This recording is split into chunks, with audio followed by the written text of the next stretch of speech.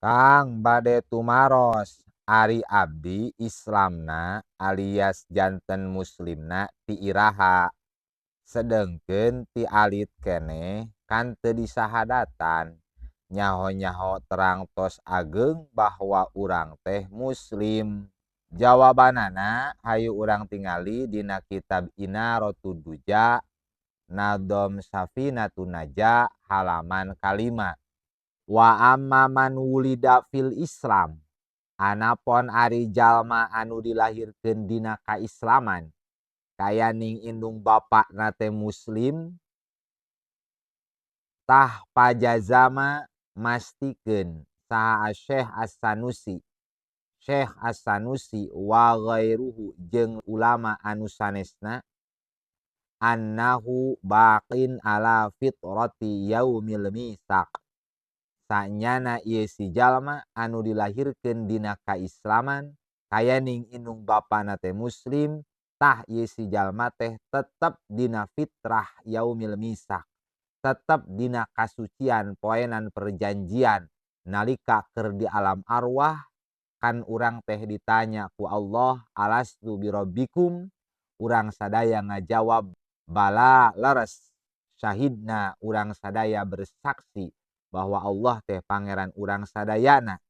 Tah tatkala lahir dina kaislaman indung bapa urang muslim, urang lahir nepikeun kabaleg netepan atas fitrah yaumil misak, fitrah kaislaman.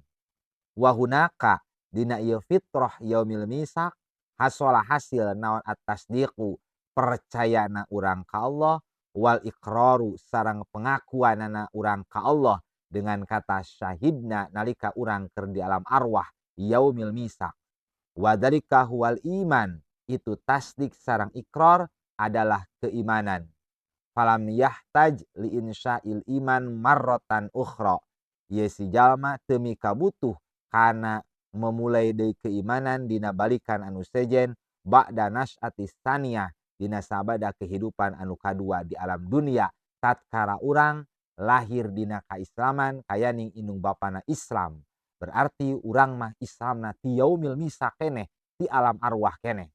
Anapun ari non muslim sok sanajan pas lahir ala fitrati yaumil misak tapi pas balegna anjeuna dina kakufuran. Syahadat ajang memulai deui dina kaislaman. Wa qad qala sallallahu alaihi wasallam, baginda Nabi sallallahu alaihi wasallam ngadawuh, kullu mauludin yuladu alal fitrah, setiap cabang bayi anu dilahirkeun ka alam dunia netepan atas fitrah kesucian ti yaumil misak, kesaksian urang bala syahidna kabawa nepikeun kalahir ka alam dunia.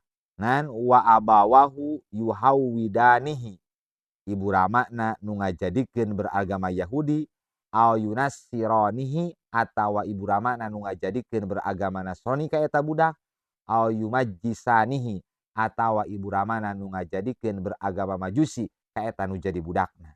Sehingga pas baleg anjeunna kaluar tina fitrah kaislaman, narika rek masuk Islam wayahna kudu syahadat deui sebagai memulai deui tina kaislamanana.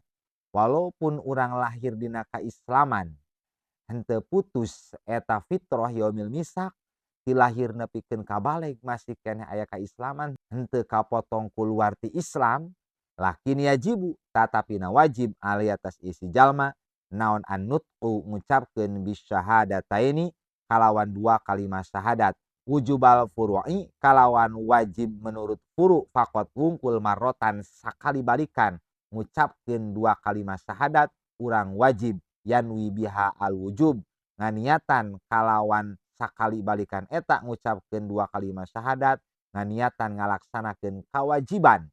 Fa in tarokahu mal imkan, lamun ninggalkeun ngucapkeun dua kalimat syahadat khususna nalika baleg, aw taroka niatal wujub atawa ngucap ngan henteu nganiatan ngalaksanakeun kewajiban furu, fa asofakot ieu si jalma hanya sekedar maksiat wungkul, henteu kagolongkeun kategori luar Islam, da Islamna henteu kapotong ku kakufuran ti mimiti yaumil misak lahir terus baleg nepikeun ka kiwari. Islam nama geus ngan tetep wajib furu wungkul eta si jalma ngucapkeun 2 kalimat syahadat dengan niat ngalakonan kewajiban.